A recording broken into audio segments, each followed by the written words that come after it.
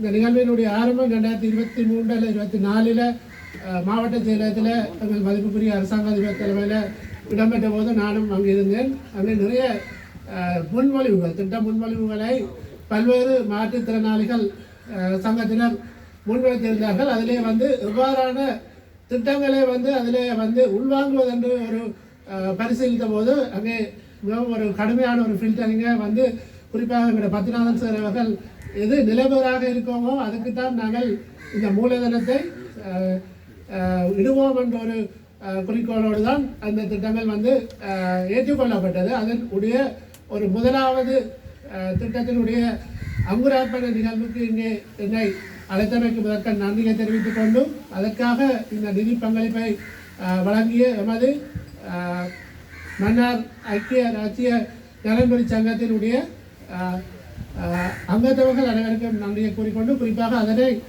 சிறப்பாக முன்னெடுத்து சென்ற நீண்ட நாள் நண்பர் மிஸ்டர் ஜேம்ஸ் கில்மன் ஆகியோருக்கும் நன்றியை கூறிக்கொண்டு இதை குறிப்பிட்டதை போல இந்த திட்டம் ஒரு நிலவராக இருக்க வேண்டும். அவர்களுக்குரிய அந்த சந்தை வாய்ப்புகளை உள்நாட்டிலும் வெளிநாட்டிலும் ஏற்படுத்தப்பட வேண்டும். குறிப்பாக இங்கே இவர்கள் உற்பத்தி செய்கின்ற இந்த பொருட்களை மேலும் அவற்றினுடைய வகைகளை நாங்கள் அதிகரிக்கலாம்.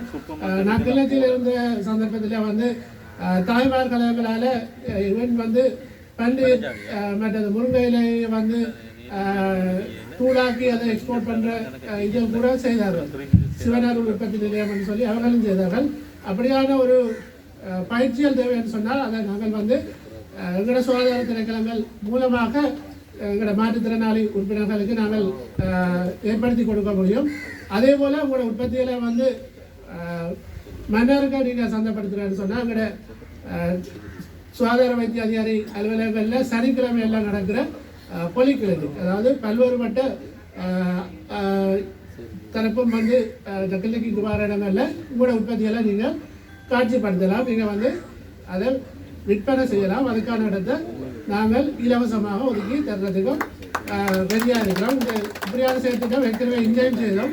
அதே மாதிரி கிளிநொச்சியிலையும் வெண்ணரிக்குளம் அப்படி பின்னாடி கிராம மக்களுக்காக அதை நாங்கள் செய்தோம். இப்போவும் அதை செய்யப்பட்டு கொண்டு இருக்கு. அப்போ அவ்வாறான உதவிகளையும் நாங்கள் சுகாதார திணைக்களம் சார்பில் உங்களுக்காக செய்து தர காத்திருக்கின்றோம். அதே போல் இங்கே குறிப்பிடப்பட்டது போல மன்னார் மாவட்டம் என்பது ஒரு தங்கி இருக்கின்ற ஒரு மாவட்டமாக இருக்கக்கூடாது என்ற ஒரு நிலையை ஏற்படுத்த வேண்டும். அப்போ நிறைய வளம் அழிஞ்சிருக்கு.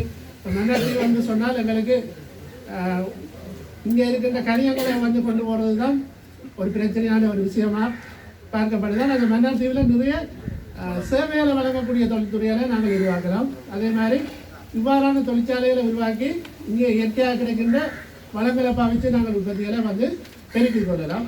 ஏற்கனவே சில திட்டங்கள் நாங்கள் கௌரவ ஆளுநரோடையும் கதைச்சிருக்கிறோம். இங்கே பத்மநாதன் சுற்றுலாத்துறை தவிசாளராக இருக்கிறபடியாக நான் சொல்கிறேன். உங்களோட சுற்றுலாத்துறையில் வட மாநிலத்தில் மருத்துவ சுற்றுலாவுக்கு ஒரு மிகப்பெரிய 2 ப்ராஜெக்ட் உண்டு, அச்சுவேரி உண்டு, வெல்னஸ் டூரிசம். அதுக்கு ஒரு மார்க்கெட்டை நாங்கள் உருவாக்கணும் தனியார் துறையோட சேர்ந்து. என்னன்னு சொன்னால் இப்போ அது நடக்குது.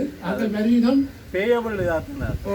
ஆனால் அதை ஒரு ஒழுங்குபடுத்துகிற முறைகளால் கொண்டு வரைக்க ஒன்றும் எங்களுக்கு வார அந்த சுற்றுலா பயணிகள் தரமான சேவையை பெறுகிறதோட அவங்க காசு எங்களை பேங்க் சிஸ்டத்துக்காக வரும், உண்டியலுக்காக வராது. அது எங்களுக்கு நாட்டுக்கு ஒரு நன்மையை கொண்டு வரும். இப்போ ஜேம்ஸுடைய காசும் உண்டியலுக்காக வரையில்லை, பேங்குக்காக தான் வந்தது.